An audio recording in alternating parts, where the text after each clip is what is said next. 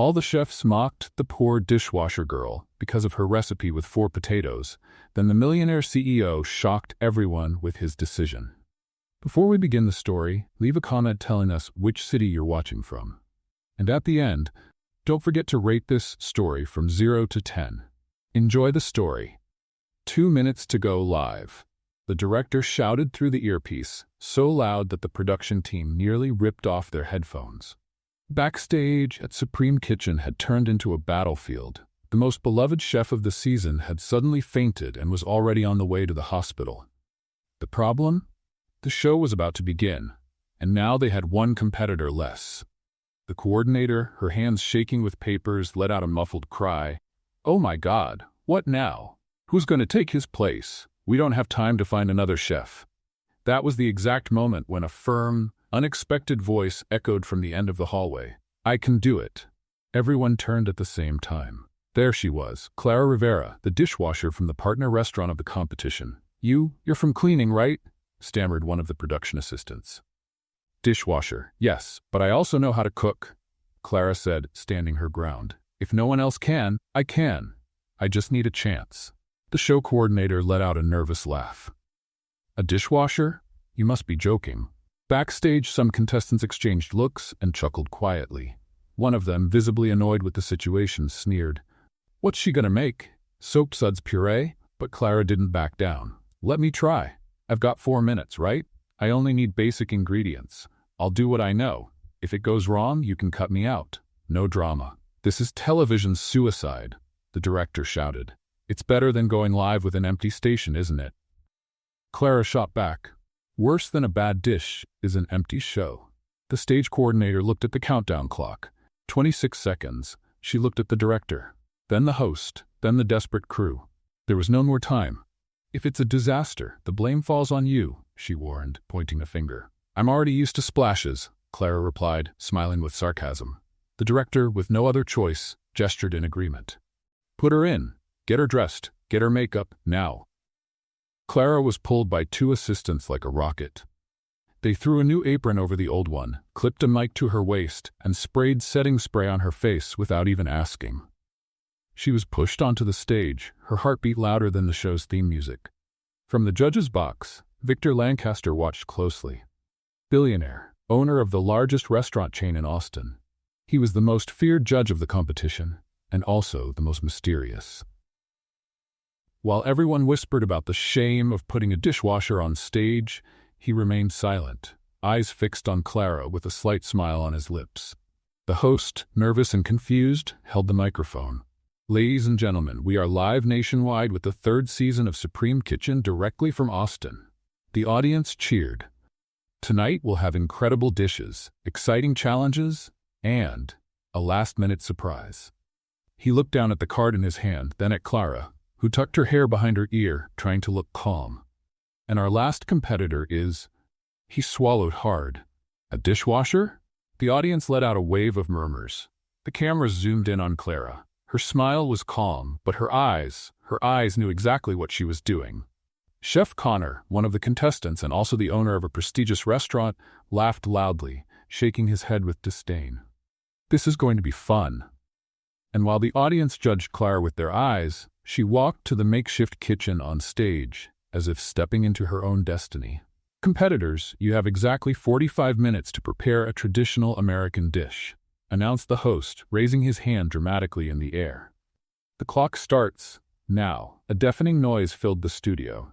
Pots clanging, knives chopping, ovens firing up. The professional chefs rushed like Olympic athletes toward their premium stations, overflowing with expensive ingredients: fresh lobster, truffles, caviar, prime cuts of meat. Clara stood still for 2 seconds, watching the chaos around her. "Hey, dishwasher!" shouted Chef Connor, holding a giant lobster in his hands. "You just gotta stand there like a statue?" Clara smiled and waved at him as if greeting a friendly neighbor. "I'm just seeing where you all won't go," she answered, calmly walking in the opposite direction. While everyone else fought over the finest ingredients, Clara went straight to the basic stock. There she found everything nobody wanted: plain potatoes, onions, garlic, simple herbs, ordinary eggs. She picked up exactly 4 medium potatoes and tucked them into her apron as if they were treasures. 4 potatoes? One of the contestants laughed. What are you making, cafeteria mashed potatoes? No, Clara answered without even looking at him. I'm making something you've never seen before. The nearest camera zoomed in on her face. Clara winked at it with the ease of someone who had just shared an inside joke. Backstage, the production coordinator was biting her nails. Is she really doing this? With potatoes? My God, this will be a meme by tomorrow. It's going to be a disaster. Relax, said the director, eyes glued to the monitor. Let her work. Sometimes the unexpected is what makes good television. Back in the kitchen, Clara had turned her station into a graceful routine. She peeled the potatoes with precise movements, sliced them paper thin, seasoned them with sea salt and herbs no one had even noticed. Chef Connor, preparing a sophisticated lobster with champagne, made sure to pass close to her station. Wow, what an interesting smell, he said mockingly. Is that golden garlic, or did you burn something? Clara didn't stop working. That's the smell of success arriving, darling. You must be sensing it for the very first time. Some production assistants who overheard tried to stifle their laughter. Connor turned red and went back to his counter, muttering something about people with no manners. Time was ticking, and the contrast was striking. While the other chefs piled on expensive ingredients and complicated techniques, Clara did something completely different. She worked calmly, smiling as if she were cooking at home for her family. She cut the potatoes into different shapes, arranged them into a kind of golden fan, seasoned them with fresh herbs, and plated the dish like it was a work of art. Simple, but visually stunning. 10 minutes, the host shouted. Panic set in among some contestants. One was clearly nervous, dropping ingredients. Another murmured recipes under his breath as if reciting a prayer. Clara stayed calm, adjusting the final details of her dish. How can you be so calm? The contestant beside her asked, sweating nervously. Because I know I did my best, Clara said, wiping her hands on her apron. And also because potatoes have never let me down. The woman laughed nervously. You're really different, aren't you? I'm just myself. And maybe you should be yourself too, instead of trying to be like everyone else. Time, the host shouted. Everyone stopped immediately. Some chefs still tried last-second touches, but the assistants were already collecting the plates. Clara stepped back and looked at her creation. 4 potatoes transformed into something that looked like it belonged in a 5-star restaurant, yet carried the soul of homemade food. Looks like our surprise is finished, Chef Connor said, eyeing Clara's plate with disdain. Well, at least it's creative. Thank you, Clara replied, giving an exaggerated bow. Coming from you, that's almost a compliment. The judges began tasting the dishes. Victor Lancaster remained silent, watching every movement, every expression of the others. The first dish tasted was Connor's, lobster with champagne and herb foam. The judges approved politely. Impeccable technique, elegant presentation, the head judge commented. Connor smiled proudly and glanced sideways at Clara. Next, they tasted the other dishes. Polite comments, some constructive criticism, nothing that drew much attention. Until they reached Clara's plate. The first judge picked up a fork, cut a piece of the golden potato, and took a bite. He chewed slowly, stopped, chewed again, closed his eyes. Wait, he said softly. He took another piece. This time, he combined it with the herbs and the caramelized onions Clara had made as a side. His expression changed completely. Wait, who made this? He asked, looking directly at Clara. The entire studio fell silent. Even the audience stopped murmuring. Clara raised her hand timidly. Sorry if it's not good. Not good, the judge said, still chewing. It's extraordinary. The second judge, curious now, tried it too. Her eyes widened. Wow, how did you get this flavor? She asked. It's just potato, Clara replied, shrugging. Good potato, well seasoned with care. Victor Lancaster, who had remained quiet until then, asked to taste. He cut a generous piece, smelled it first, then took a bite. He chewed slowly. Clara held her breath. Victor closed his eyes for a long moment, then opened them and looked straight at her. Where did you learn to cook? He asked, his voice showing genuine surprise. From my mother, Clara answered. She always said the best food isn't the most expensive, it's the one made with intention. Chef Connor, seeing the judge's reaction, started to look visibly uncomfortable. With all due respect, he interrupted.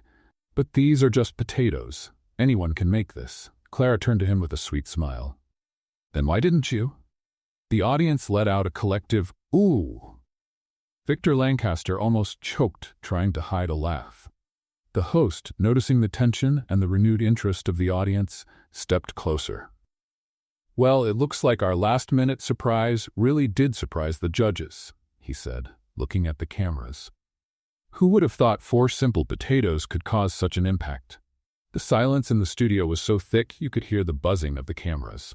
Victor Lancaster was still holding his fork in the air, as if trying to process what he had just tasted.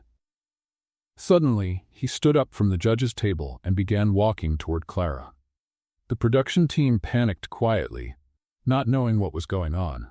Victor stopped right in front of Clara, who was nervously wiping her hands on her apron for the 5th time in a row. "Who are you really?" Victor asked with an intensity that made the audience hold their breath. "And why on earth are you washing dishes instead of running a kitchen?" Clara blinked a few times, as if trying to understand whether this was real or if she had fainted from nerves. "Well," she began, looking around and seeing all the cameras pointed at her. "I'm Clara Rivera. I'm 28. I live in a 1-bedroom apartment I share with 3 cockroaches who pay rent in breadcrumbs. The audience laughed, and I'm washing dishes because no one has given me a chance." "Until now," she finished, shrugging as if it were the most obvious thing in the world. Victor stayed silent for a moment, just watching her. Clara started to feel uneasy under his intense stare. "Are you all right, sir?" she asked, tilting her head. "You look like you swallowed a frog, or an entire lobster." More laughter from the audience. Victor shook his head as if snapping out of a trance. "Clara Rivera," he repeated her name slowly. "Do you have plans after you leave here?" "Well, I have to get back to washing more dishes," she replied, "and then watch reruns of cooking shows on my couch that squeaks louder than a horror movie door." "Not anymore," Victor said, his tone suddenly very serious. The host stepped closer, trying to understand what was happening. Mr. Lancaster." Victor ignored him completely. "Clara Rivera," he said louder now so the whole audience could hear. "I would like to make you an offer, here, now. Live." The entire studio held its breath. Clara swallowed hard. "What kind of offer?" she asked, nervous. "Because if it's to sell cleaning products, I already told you I'm no good at sales." Victor smiled for the first time since tasting her dish. "I want you to be my partner in my new restaurant." The silence that followed was deafening. Then chaos broke out. The audience screamed as if they were at a rock concert. Some people jumped out of their seats. Cameras rushed to capture every possible reaction. "My goodness," the host shouted into the microphone. "Ladies and gentlemen, we have just witnessed something completely unexpected on Supreme Kitchen." Clara stood frozen, her mouth slightly open, staring at Victor as if he had just spoken in an alien language. "Sorry, could you repeat that?" she asked, putting a hand behind her ear. "I think I misheard with all the noise." "You heard me right," Victor said, smiling. "Partnership, new restaurant, you and me, what do you say?" Clara looked at the screaming audience. The other contestants left speechless, and all the cameras focused on her. She stammered. "Take your time," Victor said. "You don't need to answer now." "Good thing," Clara replied, wiping her forehead. "Because my brain sort of shut down the moment you said partner. It's like someone unplugged my head." The audience laughed even harder. That's when Chef Connor, who had been in shock until that moment, suddenly jumped up from his station. "1 minute," he shouted so loud even the audience stopped making noise. Everyone turned to look at him. Connor was red with anger, pointing his finger at Clara. "She stole my recipe," he yelled, storming toward the center of the stage. "This is fraud." The studio went silent again. Clara blinked several times, then let out a genuine laugh. "Your recipe?" she asked, pointing at the 4 potatoes on the plate. "Do you have a registered recipe for peeling potatoes?" "Don't get smart with me," Connor shouted. "I saw you snooping around my station before the show started." "Sweetheart," Clara said, with the patience of someone explaining something to a stubborn child, "I didn't even know you existed before today. And besides, if you have a secret recipe for potatoes, maybe you should share it with the world. It would be a revolution in farming." Some contestants started chuckling quietly. Connor grew even more furious. "You're making a fool out of me." "I don't have to do anything," Clara replied, folding her arms. You're doing a great job all by yourself." The audience burst into laughter and applause. The host tried to regain control of the situation. "Well, folks, it seems our night is full of surprises." "Surprises?" Connor interrupted. "This is a scandal, a fraud. There's no way she made that with simple ingredients." "Why not?" Clara asked, genuinely curious. "Do you think a good potato only works if it costs $50? Victor, who had been watching the whole argument in silence, stepped closer to Connor. "Chef Connor," he said, his voice calm but firm, "do you have any proof of what you're accusing her of?" Connor hesitated for a moment. Well, it's obvious. Nobody cooks like that on the first try." "Oh, I see," Clara said, shaking her head. "So if I cook well, it's because I cheated. If I cooked badly, it would be because I'm just a dishwasher." Interesting logic. I must have missed that lesson in school. The audience applauded even louder. Victor looked at Connor with an expression that didn't hide his disappointment. "I think you need to calm down," he said. "I will not calm down," Connor shouted. "This is unfair. She doesn't deserve to be here." Clara sighed and looked straight into the cameras. "Folks at home," she said, waving, "look closely. This is the moment we find out who has class and who has, well, whatever it is that Connor has." And while Connor kept protesting and the audience laughed, Clara stood there, still processing the craziest offer she had ever received in her life, with the composure of someone who had just won the lottery and was still trying to figure out if the ticket was real. Connor wasn't finished. In fact, he was just getting started. "Don't believe her," he shouted, pulling his phone from his pocket with the urgency of someone who had just discovered the cure for cancer. "I have proof." The host tried to get closer, but Connor was already frantically tapping on his phone. "Here," he yelled, holding the device in the air like a trophy. "My assistant filmed everything backstage." Victor folded his arms, clearly annoyed with the drama, but Connor was already handing the phone to the technical director. "Put this on the big screen," Connor demanded. "Show everyone what this opportunist did." Clara watched all the fuss with the look of someone watching a bad comedy movie. "Opportunist?" she repeated, placing her hand on her chest in a theatrical gesture. "Wow, Connor, you know me so well. Want to be my biographer?" The image appeared on the studio's giant screen. There was Clara, a few minutes before the show started, walking through the production area, picking up ingredients from the basic stock. "Look," Connor pointed at the screen like a detective presenting evidence. She had access to the ingredients before everyone else. She prepared everything in advance. The audience murmured, some visibly confused. Clara looked at the image of herself on the screen, then at Connor, then back at the screen. "Let me get this straight," she said, scratching her chin thoughtfully. "You're accusing me of taking potatoes from the stockroom? Potatoes that were there for everyone to take? You had extra time to plan," Connor insisted. "That's unfair advantage." Clara let out a genuine laugh. "Connor, sweetheart, you saw what I took, right? 4 potatoes and a few basic seasonings. If that's strategic planning, then every housewife is a military genius." Some people in the audience laughed, but others seemed to take the accusation seriously. "And another thing," Clara continued, warming up. "If I had all that time to plan, do you really think I'd choose potatoes? Like if I were going to cheat, wouldn't I at least grab a shrimp? Something a little fancier?" Victor watched everything in silence, his expression growing darker. Connor, realizing he was losing ground, went for a personal attack. "Everybody can see she has no professional experience," he shouted. "A dishwasher doesn't make this kind of dish. It's impossible," Clara repeated, one eyebrow raised. "Connor, you just said I stole your potato recipe. Now you're saying I don't know how to cook. Could you pick one accusation and stick with it? You're confusing me." The audience laughed, but some of the judges seemed to actually be considering Connor's words. "Maybe we should look into this more carefully," one of the judges murmured. Clara felt the mood shifting.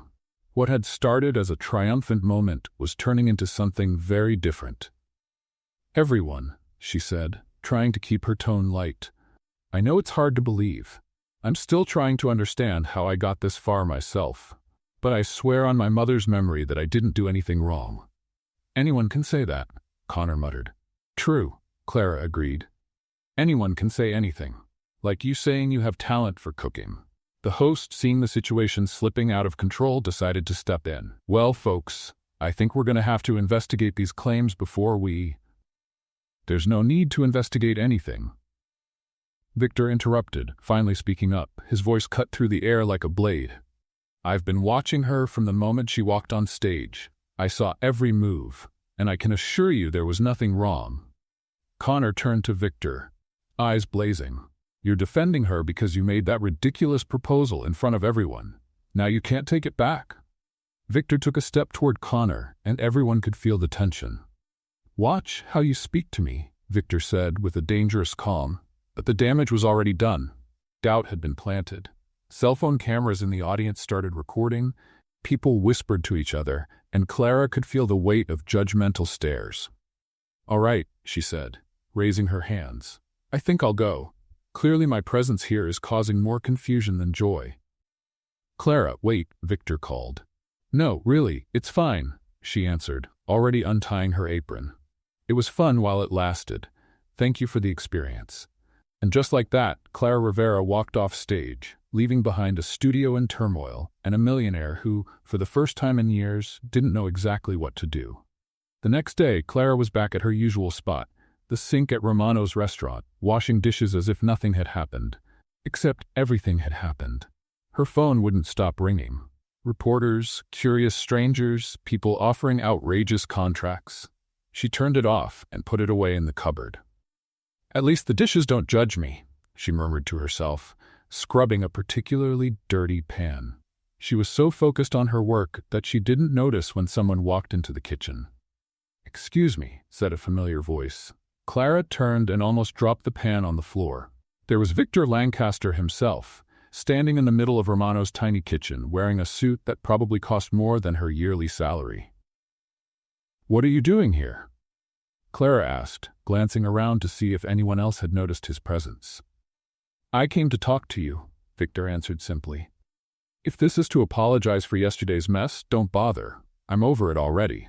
I mean, it's been almost 24 hours, practically an eternity," she said, going back to scrubbing the pan with more force than necessary. Victor watched her work for a moment. "You're not going to ask about the proposal?" he said. "What proposal?" Clara asked without looking at him. "The one you made in front of millions of people and then had to swallow because of the scandal? That proposal?" "The proposal still stands." Clara stopped scrubbing and slowly turned toward him. "I'm sorry, what?" Victor stepped closer. "The partnership, the restaurant, everything I said yesterday, it still stands." Clara let out a disbelieving laugh. "Victor, I don't know if you noticed, but I'm pretty much persona non grata in the culinary world right now. Connor practically accused me of being some kind of food spy." "Connor's an idiot," Victor said, as casually as if he were commenting on the weather. "Maybe so, but a lot of people believed him." Victor crossed his arms and looked straight into her eyes. "I didn't believe him." Clara held his gaze for a long moment, trying to read something in his expression.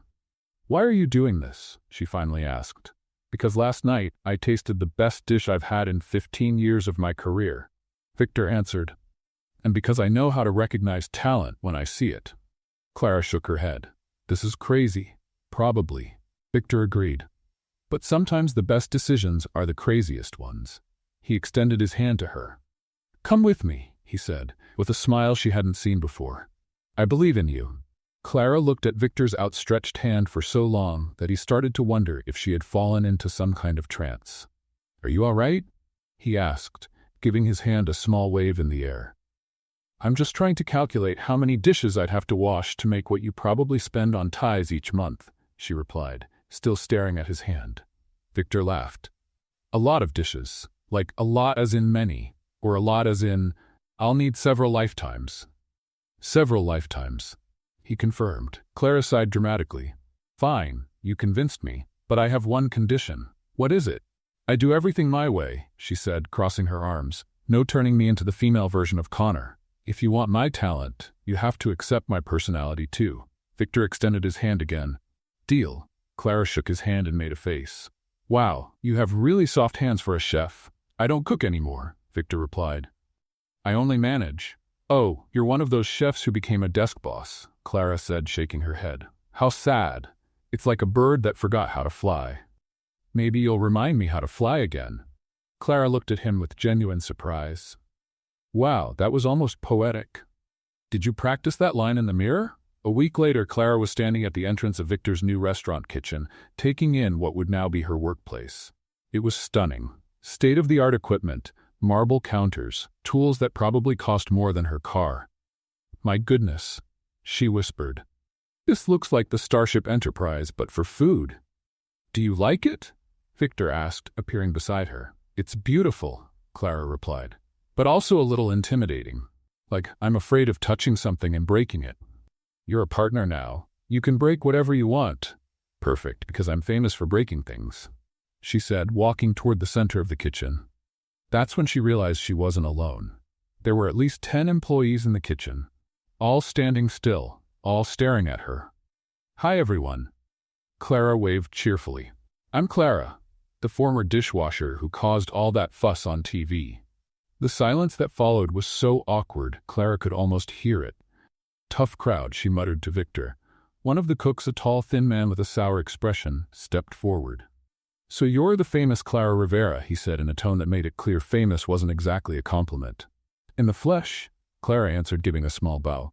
And you are Tony Richardson, sous chef for 15 years. 15 years? Clara exclaimed. Wow, you must have seen a lot. I have, including plenty of people who think one TV appearance makes them chefs. Clara blinked a few times.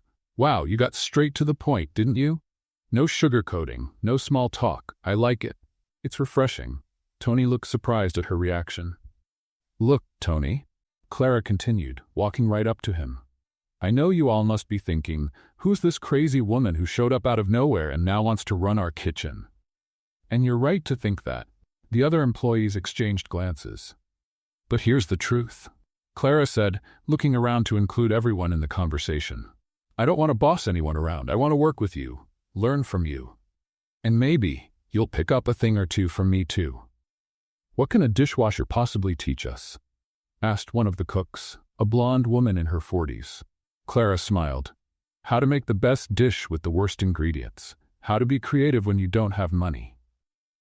How to turn simplicity into something special. That sounds very nice, Tony said, clearly unconvinced.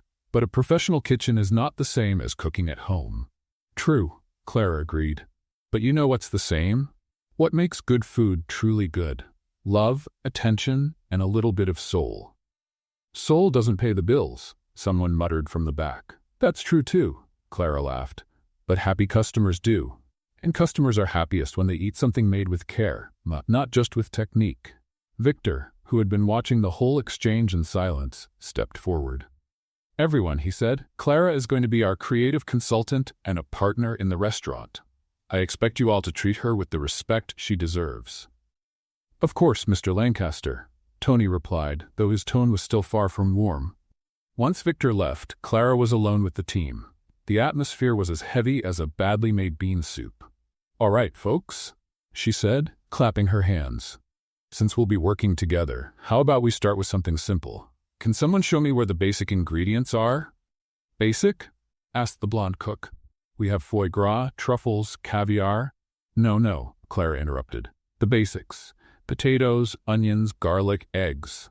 The staff looked at each other as if she had just asked them to find a unicorn. Why would you want basic ingredients? Tony asked. Because, Clara said, walking toward the stockroom, with the basics you see who really knows how to cook. Meanwhile, across town, Connor Mason was in his office, reading a headline on his tablet, with the expression of someone who had just swallowed something sour. Former dishwasher becomes Victor Lancaster's partner in a revolutionary new restaurant. He threw the tablet onto the desk so hard he nearly cracked the screen. This can't be happening, he muttered to himself. His assistant, James, walked into the room at that moment. Mr. Mason? Are you all right? That woman, Connor said, pointing at the tablet. She's opening a restaurant with Victor Lancaster. Clara Rivera? James asked. I heard she's actually very talented. Connor looked at James as if he had just claimed the earth was flat. Talented? James, she's a dishwasher. A fraud. And now she's going to be my direct competitor. Well, sir, technically she was always your potential competitor. Don't start with technicalities, Connor exploded. Victor Lancaster owns the biggest restaurant chain in Austin. If he opens something new with that woman, it'll destroy me." James stayed silent, knowing better than to provoke Connor when he was in that state. Connor began pacing back and forth in his office, his mind racing a mile a minute. "I can't let this happen," he murmured. "Not after everything I built." "What do you intend to do?" James asked cautiously. Connor stopped pacing and looked out the window at the street below. "If they want to play dirty," he said with a smile that never reached his eyes, "then we'll play dirty." "Mr. Mason." "James." Connor turned to his assistant. "I want you to find out everything about this new restaurant. Staff, suppliers, opening schedule, everything." "What for?" Connor smiled again, this time even more unsettling. "To make sure they never get to open their doors." And while Connor plotted his revenge, Clara was across town, trying to win over a hostile kitchen with humor and potatoes, unaware that her new life was about to get much more complicated. 2 weeks after Clara had started working at the restaurant, Victor showed up in the kitchen on a Thursday night when almost everyone had already gone home. "Still here?" he asked, finding Clara leaning over a counter, surrounded by papers with sketches of dishes. "Trying to create the perfect menu," she answered, without looking up. "Or at least a menu that doesn't make people think I only know how to wash dishes." Victor stepped closer and looked at the drawings. They were simple but creative, dishes that turned ordinary ingredients into something special. "This looks great," he said. "Liar," Clara replied, but she smiled. "You're just being nice because I'm your partner and you're afraid I'll lose it." "Maybe," Victor admitted, "but it's actually really good." Clara finally looked at him. "You look tired. When was the last time you ate something that didn't come out of a business meeting?" Victor thought for a moment. "Good question. I don't think I remember." "That's sad," Clara said, shaking her head. "You own restaurants and you don't remember the last time you had a real meal. That's like owning a pool and forgetting how to swim." "You have a strange obsession with aquatic metaphor," observed. "And you have a strange obsession with work," Clara shot back. "Come with me." "Where?" "You'll see," she said, already grabbing her bag. "Trust me." Half an hour later, they were at the night market in downtown Austin, a place Victor had probably never set foot in before. "What is this?" he asked, looking around with genuine fascination. "This, my dear millionaire, is where real food happens," Clara answered, pulling him toward a taco stand. The place was full of people, music, and incredible smells. Victor looked completely out of his element, but also strangely charmed. "2 carnitas tacos, please," Clara ordered from the vendor. "And don't hold back on the hot sauce." "Are you sure?" Victor asked. "I'm not very good with spicy food. Trust me," Clara said. "Or do you want me to order you a kid's taco?" Victor laughed. "All right, I'll trust you." They got their tacos and sat at a plastic table next to workers, students, and families. Victor took a cautious bite of his taco, then his eyes went wide. "Wow," he murmured. "This is amazing." "I know," Clara said, taking a big bite of hers. "That's what you miss when you only go to fancy restaurants. The soul of food is on the street." "How did you find this place?" "When you earn a dishwasher salary, you learn where to find good, cheap food," she explained. "This guy here makes the best tacos in Austin, and he doesn't even have formal training. He learned from his grandmother." Victor looked around, watching people laughing, talking, eating with their hands. "It's been a long time since I've seen this," he said. "Seen what?" "People just happy with food," Victor answered. "Not analyzing, not criticizing, not posting pictures, just eating and being happy." Clara watched him for a moment. "Do you remember when cooking made you happy?" Victor stayed silent for a long time. "Sometimes," he finally said. "But it was a long time ago." "That's a shame," Clara said, "because you have incredible talent. I saw your old recipes online. They were brilliant. You researched me?" Clara blushed slightly. "Just a little. Maybe a few hours. Or maybe the whole night," she admitted. "But it was for professional reasons. I wanted to understand who I was working with." Victor smiled. "And what did you find out?" "That you were a brilliant chef who one day just stopped cooking and became a businessman," Clara said. "And that you have a very nice smile when you're not being Mr. Serious Executive." They looked at each other for a moment. The music of the market kept playing in the background. People passed by chatting, but it felt like they were in a bubble. "Clara," Victor began. "Yes?" He leaned closer to her at the little plastic table. I wanted to tell you that. Suddenly, a flash blinded them. Then another, and another. Got it, someone shouted. Victor Lancaster on a romantic date with the ex-dishwasher. Victor pulled away from Clara so quickly he nearly knocked over his chair. No, he muttered. No, no, no, more flashes, more photographers appearing out of nowhere. How did you find us?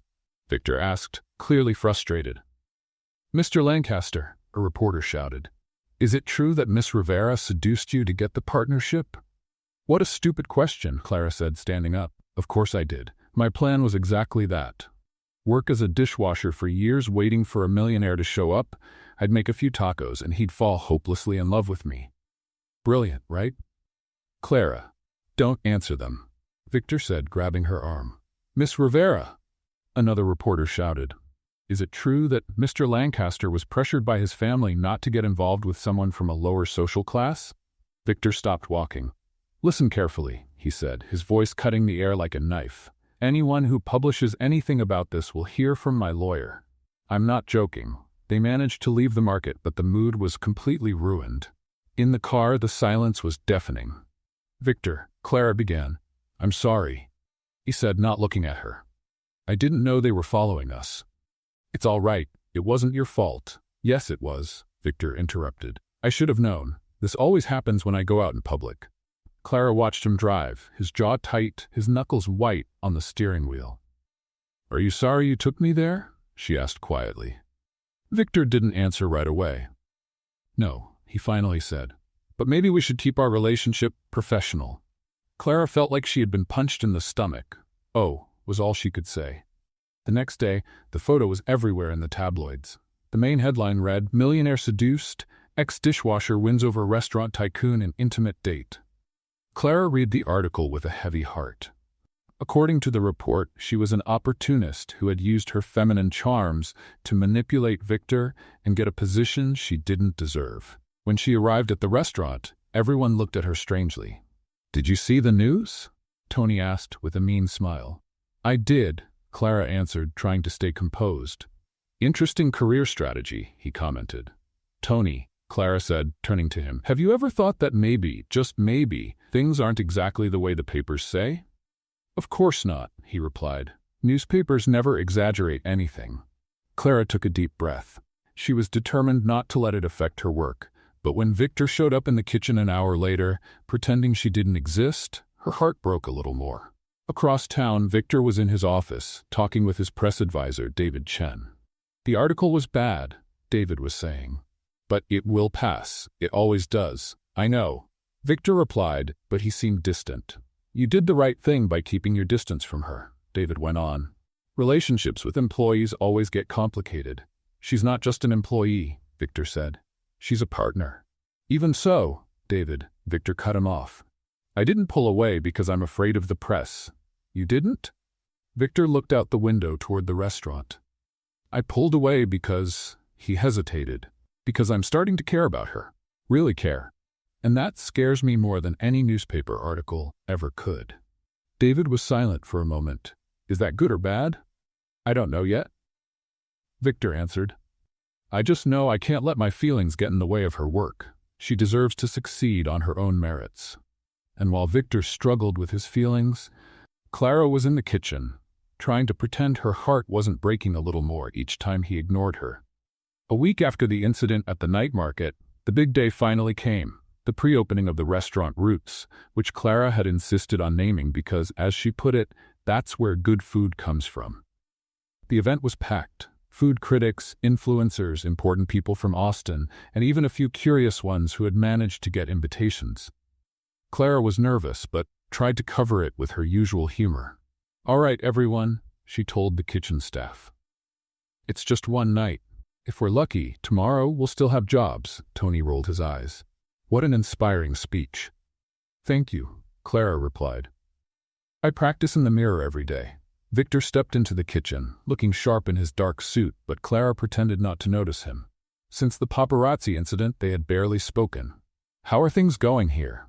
He asked, addressing Tony more than Clara. Everything's under control, Tony replied. Perfect, Victor said, and walked out without so much as a glance at Clara. Subtle as an elephant in a china shop, Clara muttered under her breath. The first 2 hours went flawlessly. Plates left the kitchen like works of art, the guests seemed satisfied, and Clara finally began to relax. That's when things started to go wrong. "Table 12 is complaining," said a waiter, coming back from the dining room with a puzzled look. "They say the salmon tastes like detergent?" Clara frowned. "Detergent? That's impossible. I tasted that salmon 15 minutes ago." "And table 6 says they ordered the vegetarian dish, but got pork ribs," another waiter added. "What?" Clara rushed to the counter. "I arranged those plates myself. There's no way this happened." More complaints began to pour in. Wrong dishes, strange flavors, incorrect temperatures. It was as if the kitchen had been cursed. "What on earth is going on here?" Victor stormed into the kitchen, clearly frustrated. "I don't know," Clara said, frantically checking every station. "Everything was perfect half an hour ago. Maybe it's nerves," Tony suggested, with a smile that was anything but supportive. "Happens to inexperienced cooks," Clara glared at him. "Tony, I may be a lot of things, but inexperienced under pressure isn't one of them. Have you ever washed dishes on a Friday night? That's like culinary World War." She started to investigate systematically. First, she checked the seasonings. Someone had swapped salt for sugar in several recipes. "This wasn't an accident," she murmured. "What do you mean?" Victor asked. "Look at this." Clara showed the containers. Someone deliberately switched the ingredients. "And look here." She grabbed some of the orders. This one said grilled salmon, but someone changed it to salmon with white sauce. That's why the taste is off. Victor looked around the kitchen, his expression dark. "Who would do this?" "Someone who wants to see us fail," Clara answered. She decided to investigate on her own. Pretending to head to the restroom, Clara slipped out of the kitchen and began discreetly observing the staff. That's when she noticed a woman she didn't recognize. Blonde, middle-aged, wearing a kitchen uniform, but with a badge that looked off.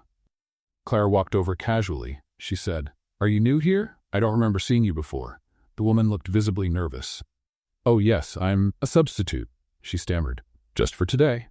"Nice," Clara smiled. "Which agency sent you?" "Agency?" The woman hesitated. From Smith & Associates." Clara nodded, but mentally noted that no such agency existed in Austin. "And which station are you working in?" "I salads prep," the woman answered, but glanced toward the wrong side of the kitchen. "Interesting," Clara said, "because the salad station is on the other side." The woman turned pale. I need to use the restroom," she said, and ran off. Clara didn't hesitate. She followed her at a safe distance. The stranger didn't go to the bathroom. Instead, she walked out the back door of the restaurant and started moving quickly down the street. "Where are you rushing off to?" Clara murmured, continuing to follow. The woman turned a corner and stopped next to a black car. Clara hid behind a dumpster to watch, and that's when she saw who was in the car. Connor Mason. "Did you get it?" Clara heard Connor ask. "Yes," the woman replied. "I switched everything you told me to. Salt for sugar, orders mixed up, a few drops of detergent in the sauces." "Perfect," Connor said. "Sarah, you did an excellent job." Clara felt anger rising like lava from a volcano. "Bastard," she muttered. She was about to confront them when Connor stepped out of the car.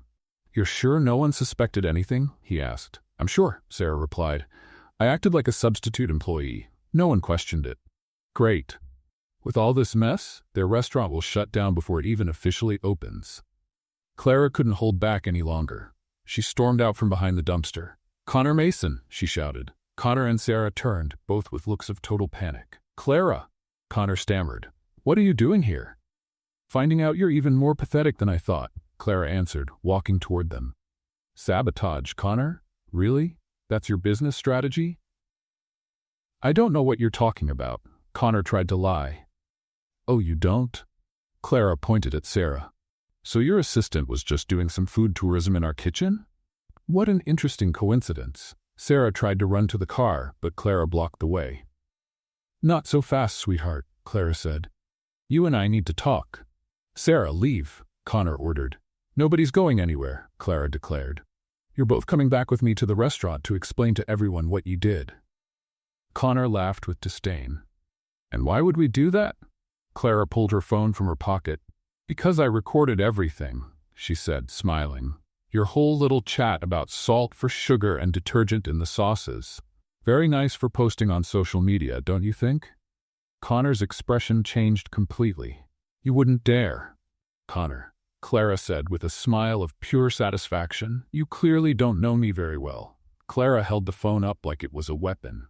So Connor, what's it going to be? You come back with me and explain your little sabotage operation, or I post this right here on social media? Connor looked at the phone, then at Sarah, who seemed to be seriously considering running off to another state. You're bluffing, Connor said, though his voice didn't sound very convinced. Want to bet? Clara replied, already opening the Instagram app. Imagine the headline, Famous Chef Sabotages Competitor with Detergent. It'll go viral in 5 minutes. Clara, wait, Connor said, holding out his hand. Let's talk like adults. Adults? Clara let out a laugh. Connor, you just told your assistant to put detergent in innocent people's food. If that's adult behavior, I'd rather stay a child forever. Sarah tried once again to slip toward the car, but Clara intercepted her. Oh no, sweetheart, Clara said. You're a big part of this story. How did he convince you? Did he pay extra, or do you just enjoy poisoning people? I just did what he told me, Sarah stammered. Of course you did, Clara said. Because following orders is always a good excuse, right? Worked out great in World War II. Connor turned red with rage. Don't compare this to what? Clara cut him off. To sabotage?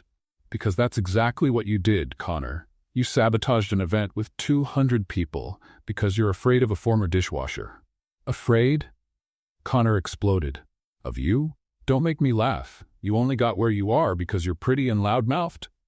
Victor only made that offer because you seduced him.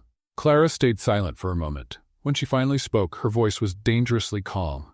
Oh, I see, she said. So I don't have any talent at all. Is that it? Exactly, Connor shouted. You're a fraud, an imposter who used feminine charms to trick a rich man. Clara nodded slowly. Interesting theory, she said. How about we put it to the test? What do you mean? Clara stepped closer to Connor, a dangerous spark in her eyes. A cooking duel, she said. You and me. Live on television. No feminine charms, no seduction, just pure talent. Connor laughed with disdain. Are you crazy? Why would I do that? Because you're so afraid of losing that you have to sabotage the competition, Clara answered. Or because deep down, way deep down, you know I'm better than you. That's ridiculous. Then accept the challenge, Clara said. Unless you're afraid of getting beaten by a pretty loudmouth. Connor was furious. Fine, he shouted. I accept. But when I win, you'll shut down your pathetic restaurant and disappear from Austin. And when I win, Clara said, smiling, you'll shut down your restaurant and disappear from the culinary world forever. They stared at each other like two gunslingers in the Old West. Deal? Connor said. Clara agreed. That's when Victor came running around the corner. Clara, he shouted. Where have you been? The whole restaurant is looking for you. He stopped when he saw Connor and Sarah. What's going on here? He asked. Nothing much, Clara answered casually. I just found out who's been sabotaging our kitchen and challenged him to a cooking duel that will decide the future of our restaurants. Victor blinked several times. Sorry, what? That's exactly what you heard, Connor said. Your partner challenged me to a live cooking duel. The loser shuts down their restaurant. Victor looked at Clara as if she had just declared she wanted to travel to Mars. Clara, have you lost your mind? Maybe, she replied, but I'm tired of people thinking I only got here because of my looks. It's time to prove I've got substance. And if you lose, I won't lose. Clara said with a confidence she didn't even know she had. Victor stayed silent for a long moment, processing the situation. You know what? He finally said. This is a brilliant idea. Connor and Clara looked at him, surprised. What do you mean? They both asked at the same time. Pure marketing. Victor explained, eyes gleaming. A live cooking duel between the two of you? After all this media scandal, it'll be the culinary event of the year, Clara smiled. You'll back this? Not only will I back it, I'll turn it into the biggest culinary event Austin has ever seen, Victor said. Connor, are you ready for this? Connor hesitated for a moment, probably wondering if he had gotten into something bigger than he imagined. Of course I am, he said, trying to sound confident. Perfect, Victor said. I'll call the Supreme Kitchen producers tomorrow. How about 2 weeks from now? 2 weeks. Clara swallowed hard. Isn't that too little time? It's enough time for you to train, Victor said. Unless you're afraid. Afraid? Clara laughed. Please. I was just worried Connor might not be able to learn how to cook in 2 weeks. Connor turned purple with rage. You'll regret this, he muttered. The only thing I'll regret, Clara replied, is not having done this sooner. 2 weeks, 14 days to prepare for the most important showdown of her life. How did a simple dishwasher end up in a situation like this?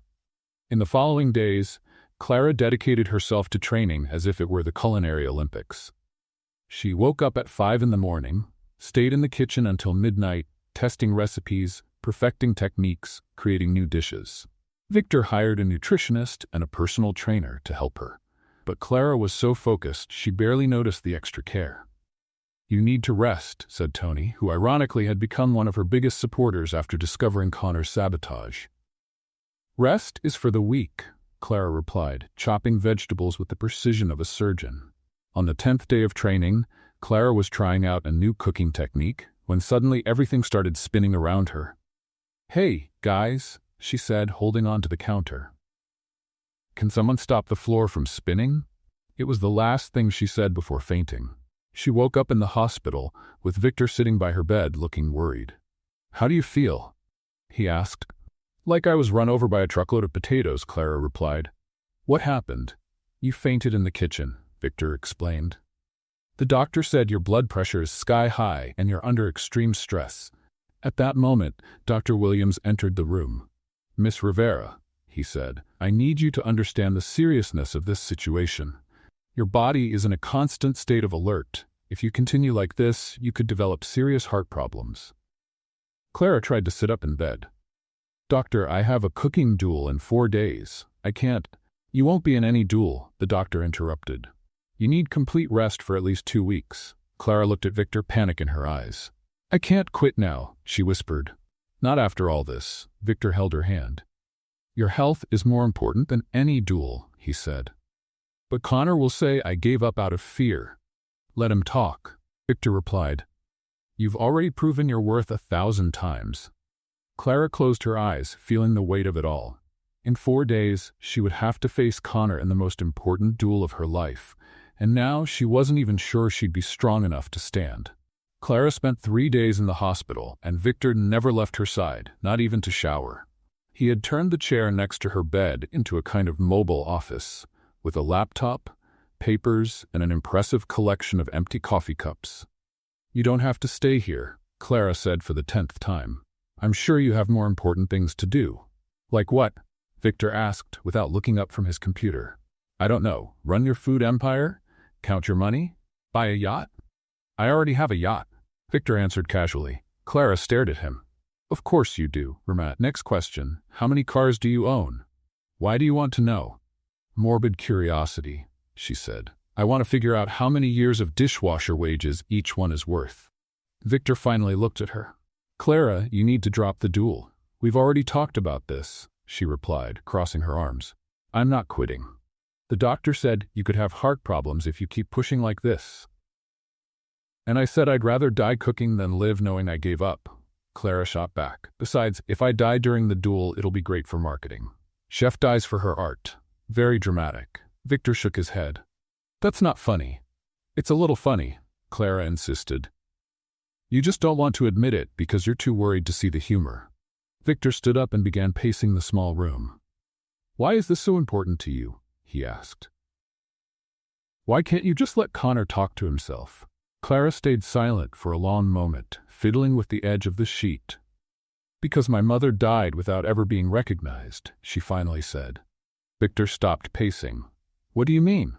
My mother, Elena Rivera, was the best cook I've ever known, Clara began, her voice quieter than usual. She worked in small restaurants, hotel kitchens, anywhere that would take her.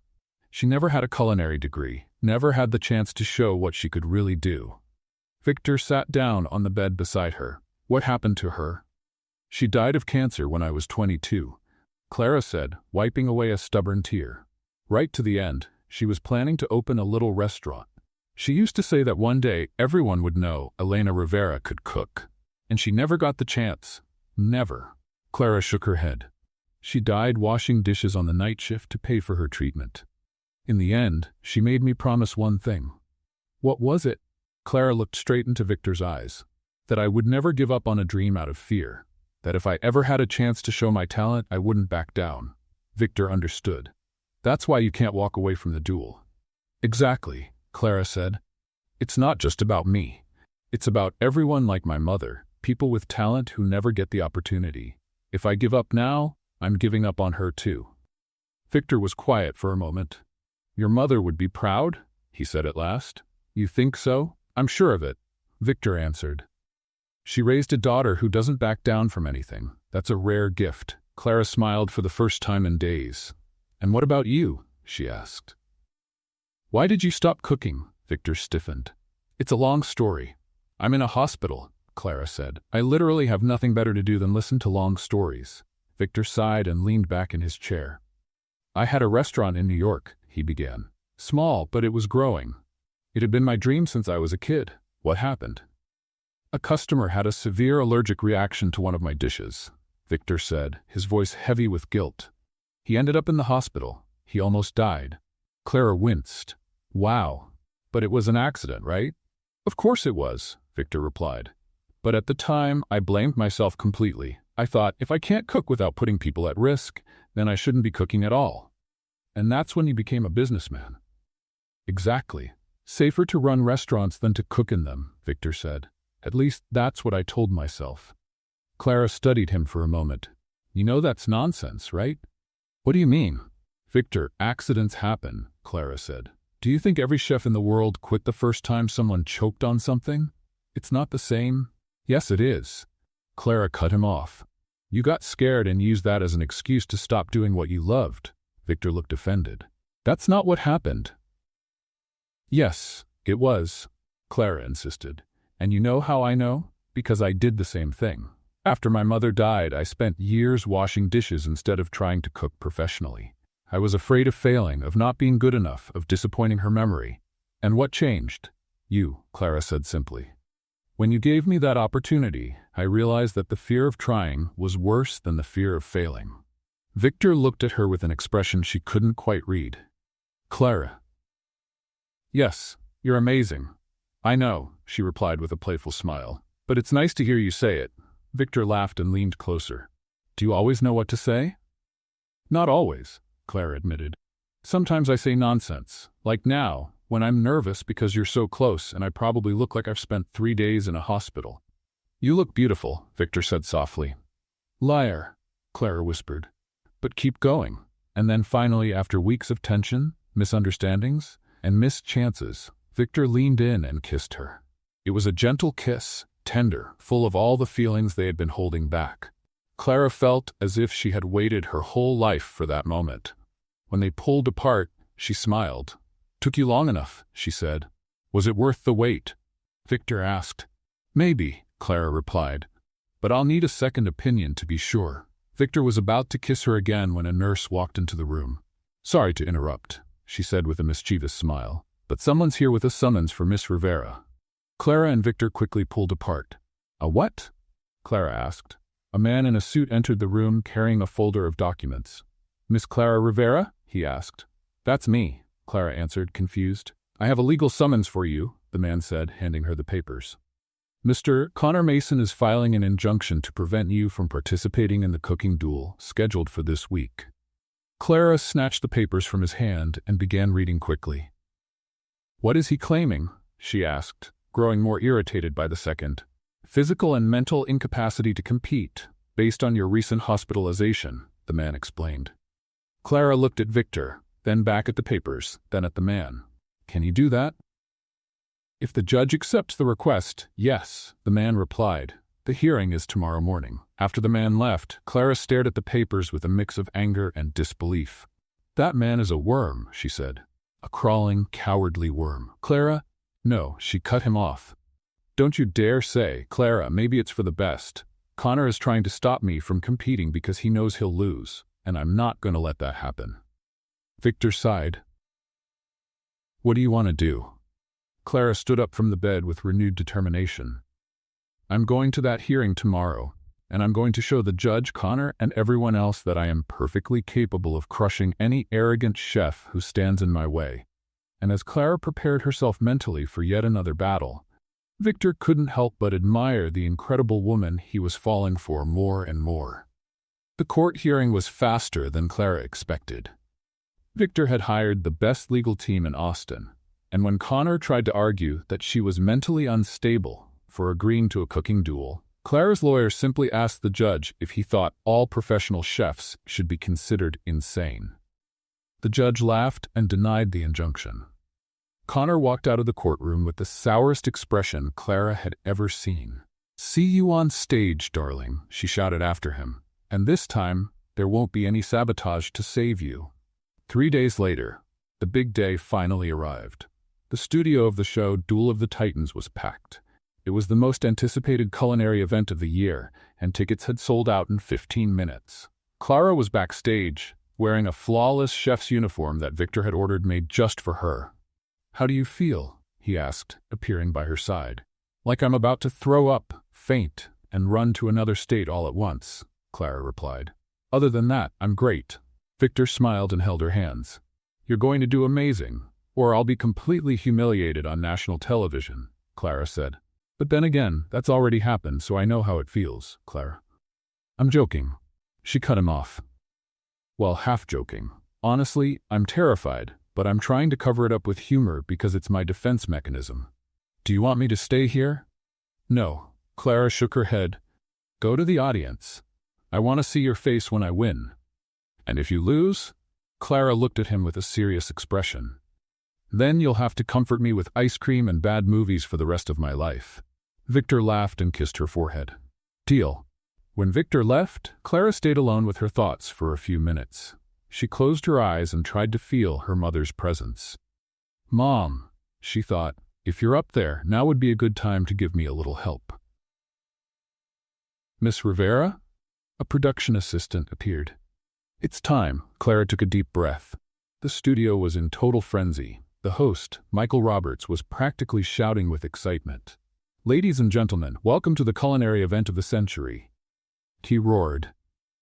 On the right side we have Connor Mason, renowned chef, owner of 3 Michelin-starred restaurants, and winner of 5 national competitions. Connor's supporters cheered loudly. He waved with his usual arrogance, clearly confident. And on the left, the host continued. We have Clara Rivera, the former dishwasher who conquered the world with 4 potatoes and a lot of talent. Clara's supporters cheered even louder. She waved shyly, still processing the fact that half the studio was rooting for her. "The rules are simple," Michael announced. 90 minutes to prepare a dish that represents your essence as a chef. The judges will decide the winner, and the loser, well, you know what happens. Clara looked at Connor on the other side of the stage. He was making that serious, concentrated face he probably practiced in the mirror. "Competitors, you have access to the finest ingredients in the world," the host went on. "And now let the duel begin." The timer started and Connor rushed straight to the most expensive ingredients. Caviar, truffles, foie gras, prime cuts of meat. Clara stood still for a moment, watching. Then she calmly walked to the basic ingredient section. "What is she doing?" one of the commentators murmured. "Is she going for potatoes again?" Clara picked simple ingredients: chicken, potatoes, onions, garlic, fresh herbs, eggs. Things her mother would use. "Clara Rivera is clearly sticking to the same strategy that made her famous," another judge commented. "But will it work against a chef like Connor Mason?" While Connor set up a complex operation with molecular techniques and elaborate presentations, Clara began something completely different. She was making pollo de la abuela, grandma's chicken, her mother's special recipe. But it wasn't just any chicken. Clara had perfected the recipe over the years, adding techniques she had learned working in restaurants, while keeping the soul of homemade cooking. "Interesting choice from Clara," commented the chef judge. "She's doing something that looks simple, but look at the technique. This isn't amateur food." While Connor ran back and forth, clearly stressed with his complex creation, Clara worked with an almost zen calm. She seasoned the chicken with a spice blend she created on the spot, browned the potatoes with a method that left them crispy outside and creamy inside. 30 minutes left," shouted the host. Connor was sweating. His station looked like a battlefield, with pans and ingredients scattered everywhere.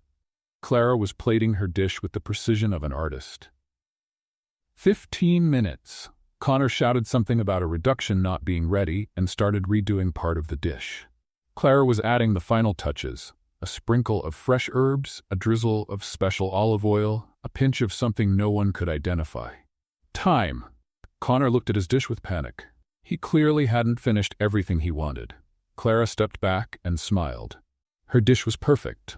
Let's start with Connor Mason, the host announced. Connor presented an impressive creation.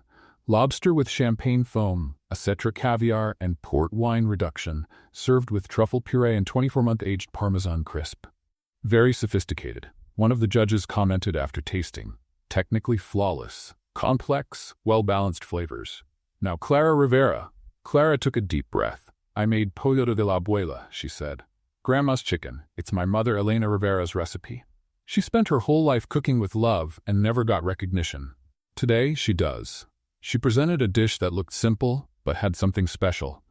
The chicken perfectly golden, the potatoes that looked like little works of art, the colorful vegetables arranged like a painting. The first judge tasted it and stopped chewing. He closed his eyes. Tasted again. He began. It's extraordinary. The second judge completed. How did you achieve this flavor? It's the right mix of technique and love, Clara answered. The third judge tasted and immediately took another bite. Can I have more? He asked. The audience whispered in surprise. The three judges tasted Connor's dish again, then went back to Clara's, and then back to Clara's once more. The first judge murmured. In 20 years of judging competitions, I've never tasted anything like this. It's food that tells a story, said the second. It's not just flavor, it's emotion. Connor was starting to turn pale. Judges, said the host, have you reached a decision? The three of them exchanged glances and nodded. We have, said the head judge. The studio went completely silent. Clara held her breath. The winner of the Duel of Titans is... The silence felt endless. Clara Rivera. The studio exploded. Clara's supporters cheered like it was the World Cup final. She stood still for a second, trying to process what had just happened. She had won. Truly won. Connor's face was redder than she had ever seen it, but he had to shake her hand for the cameras. Congratulations, he said, through clenched teeth. Thank you, Clara replied. It was a pleasure cooking against you. And when she looked at the audience and saw Victor giving her a standing ovation, tears in his eyes and the biggest smile she had ever seen, she knew this was only the beginning of her real story. The chaos that followed Clara's victory was like a hurricane of joy. Reporters ran back and forth, photographers fired off flashes nonstop, and the production team desperately tried to keep some control of the situation. Clara was still on stage, holding the golden trophy, when Connor approached her again. This time, he didn't look angry. In fact, he looked human. Clara, he said, extending his hand. Connor, she replied cautiously. You're not going to try to sue me again, are you? He shook his head and, for the first time since they had met, smiled genuinely. I want to apologize, he said, for what I did at your restaurant, for the accusations, for everything. Clara blinked several times, as if she were seeing a mirage. Sorry, could you repeat that? She asked. I thought I just heard Connor Mason apologizing, but maybe it was a problem with my ears. Connor chuckled softly. You heard me right, and I also wanted to say, you're an extraordinary chef. One of the best I've ever seen. Clara's jaw dropped. Okay, now I'm sure I'm hallucinating, she said. Can someone check if they put something weird in the water? I'm serious, Connor insisted. Your dish? It was incredible. It wasn't luck, it wasn't chance. It was pure talent. Clara studied him for a moment, trying to detect any sarcasm or trick. Are you all right? She asked. Did you hit your head when you lost? Clara, Connor said, laughing. Can you just accept a compliment like a normal person? I don't know, she replied. I've never gotten a compliment from you. I don't know the protocol. Connor extended his hand again. Congratulations, you deserve every second of this victory. Clara shook his hand, still a little suspicious. Thank you. And Connor? Next time you want to compete with me, how about doing it without sabotage? It'll be more fun. Deal, he said, and for the first time, Clara believed him. After Connor left, Clara was surrounded by journalists, but her attention was fixed on only one person in the audience. Victor was trying to reach her, pushing his way through the crowd. When he finally made it, he lifted her off the ground and spun her in the air. "You did it!" he shouted. "I knew you would." "Put me down, you crazy man." Clara laughed. "You're gonna drop us." Victor set her down but didn't let go. "I'm so proud of you," he said. "Thank you," Clara replied, still processing everything. "Thank you for believing in me when I didn't even believe in myself." "Always," Victor said. Clara looked around at all the commotion, the cameras, the trophy still in her hands. "Victor," she said suddenly. "Yes? I need to tell you something important." "What?" Clara took a deep breath. "I don't want to be your partner anymore." Victor looked confused. "What do you mean?" "Because of what happened." "Clara, if this is about the newspapers, that's not it," she cut him off. "It's because I realized what I really want to be." "And what's that?" Clara smiled. "I want to be a chef, a real chef. I want to be in the kitchen creating dishes, cooking for people. I don't want to sit in meetings talking about profit margins and marketing strategies." Victor looked at her for a moment. "Are you sure?" "Absolutely," Clara answered. "Partnerships are for people like you, who know how to deal with numbers and spreadsheets. I just want to cook. That's what makes me happy." Victor stayed quiet for so long that Clara started to feel nervous.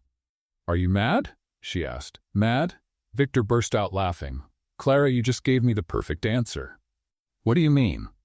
That's when Victor did something completely unexpected. He got down on one knee right there, in the middle of the stage, in front of hundreds of people and television cameras. "Victor, what are you doing?" Clara asked, mortified. "Get up, everyone's watching." "Let them watch," Victor said, smiling. "Clara Rivera, will you be my chef?" "You don't need to kneel to offer me a job," Clara said, trying to pull him up. "Don't you think that's a little too dramatic?" "I'm not finished," Victor said, holding her hands. "Clara Rivera, will you be my chef and also my girlfriend?" Clara stopped trying to lift him. "What?" she asked, her voice a little shaky. "You heard me," Victor said. "I'm asking you to be my chef and my girlfriend, both, at the same time." Clara looked around. Every camera was focused on them. The entire audience had gone silent. Even the reporters had stopped talking. "Victor," she whispered. "Are you out of your mind? You're asking me out on national television?" "I am," he answered calmly. "Why?" "Because I'm in love with you," Victor said, as if it were the most obvious thing in the world. "And because I'm tired of pretending I'm not." Clara felt her knees go weak. You're what?" "In love," Victor repeated. "In love. Do you want me to spell it out?" "Don't be sarcastic with me when I'm in shock," Clara protested. "So what's the answer?" Victor asked. Clara looked at him, kneeling on the floor with that smile that made her heart race. "To which question?" she asked. "You asked two. To both." Clara went silent for what felt like an eternity. "Are you sure?" she finally asked. "Because I should warn you, I'm stubborn. I talk too much, I make jokes at the wrong time, and my idea of fancy clothing is a clean apron." "Perfect," Victor said. "And I can be a little dramatic sometimes." "A little?" Victor laughed. "Okay, very dramatic," Clara admitted. "And?" Clara looked around once more at all the people waiting for her answer. "And, yes," she finally said. "Yes to what?" "To everything," Clara answered, pulling him up. "To being your chef, your girlfriend, and whatever other crazy thing you come up with." Victor stood and kissed her right there, in front of everyone. The audience exploded in applause and cheers. The cameras caught everything. And Clara, in the middle of all that chaos, realized she was finally exactly where she wanted to be. When they pulled apart, she looked at Victor with a playful smile. "But just to be clear," she said, "if you think you're going to give me orders in the kitchen just because we're dating, you're very mistaken." "Wouldn't dream of it," Victor replied. "Good," Clara said, "because I run the kitchen. You can run the rest, but the kitchen is mine." "Deal. And another thing," Clara continued. "No giving me flowers every week. I prefer special ingredients." "Noted. And if you try to impress me with fancy restaurants, I'll drag you out for street tacos." "I'm counting on it," Victor said, laughing. And while the studio was still celebrating around them, Clara realized she had found not only the love of her life, but also her true place in the world. 6 months after the duel that had changed her life, Clara was in the kitchen of Gourmet Potatoes, the name she had insisted on for the restaurant, Despite Victor's protests about sophisticated marketing, when he showed up with a strange look on his face. "Clara," he said, "how about we go out today?" "Go out?" she asked, without looking up from the recipe she was testing. "Victor, it's Saturday. Saturday is our busiest day. You know that." "Tony can handle things for a few hours," Victor insisted. Clara finally looked at him. "Are you okay? You look nervous. Like, more nervous than when that New York Times critic came to dinner." "I'm fine," Victor lied shamelessly. "I just want to spend some time with my girlfriend outside the kitchen." "Suspicious," Clara murmured. "But fine. Where are we going?" "Surprise," Victor answered. An hour later, they were at Lake Travis Beach with a picnic basket that Victor had mysteriously arranged. "Okay, confess," Clara said, sitting down on the checkered blanket. "You don't do picnics. You barely know what a picnic is. Last week you asked if a sandwich needed a plate. Maybe I'm becoming more romantic," Victor answered nervously. "Or maybe you're up to something." Clara shot back. "Your eyes are doing that weird thing." "What weird thing?" "That thing when you're hiding something. Like when you bought that $15,000 ice cream machine and tried to convince me it just showed up in the kitchen." Victor laughed, but Clara noticed he kept fidgeting with his pocket. "Victor," she said suddenly, "is there something in your pocket?" "No," he answered a little too quickly. "Liar," Clara said. "What is it?" "Clara, if it's another expensive kitchen gadget, I swear." Victor knelt down on the sand. Clara stopped talking. "Victor, what are you doing?" He pulled a small velvet box out of his pocket. "Clara Rivera," he said, his voice trembling slightly, "will you marry me?" Clara stared at the box as if it were some alien object. That's a ring?" she asked. "It's a ring," Victor confirmed. "A wedding ring? An engagement ring, technically." Clara kept staring at the box. "Clara?" Victor asked, worried. "Can you say something?" "You're asking me to marry you," Clara said, as if she were processing very complex information. "I am. On a beach, I am. With a picnic, I am." Clara finally looked at him. "Why not in the kitchen?" she asked. "I would have preferred the kitchen. That's where we met, where it all started," Victor laughed. "Because you would have gotten distracted with some recipe and forgotten to answer." "True," Clara admitted. "Yesterday I forgot you were talking to me because I was thinking about a sauce variation." "So?" Victor asked. "What's the answer?" Clara looked at him, kneeling in the sand, holding that little box. "Yes," she said. "Of course yes, you silly. Did you think I would say no?" Victor smiled with relief and slipped the ring on her finger. It was simple and elegant, exactly her style. "It's perfect," Clara said, admiring it. "But just to be clear, if you think marriage is going to make me cook less or complain less about your crazy ideas, you're very mistaken." "Wouldn't dream of it," Victor replied, kissing her.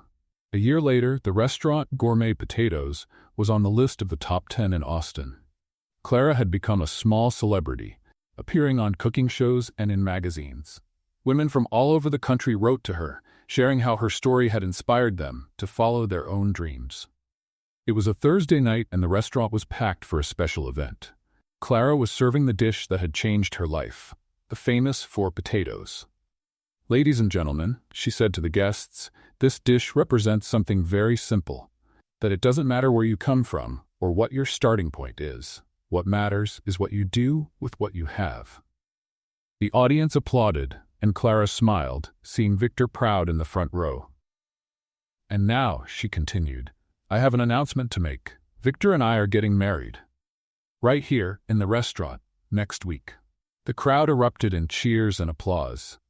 A week later, Gourmet Potatoes was decorated with simple flowers and golden lights. All the staff were there, dressed in their best uniforms. Tony, who had become one of Clara's biggest supporters, was officiating the ceremony. Apparently, he had a license no one knew about. Clara looked beautiful in a simple cream-colored dress, holding a bouquet made of herbs from the restaurant's garden. "Are you sure you want to get married in the kitchen?" the makeup artist asked. "Absolutely," Clara replied. "It's where I fell in love with him. Well, technically, it's where he tasted my food and fell in love with me, but the result's the same." When it was time for the ceremony, Clara walked through the restaurant floor to the kitchen, where Victor was waiting by the main stove. "Nice choice of place," he said, smiling.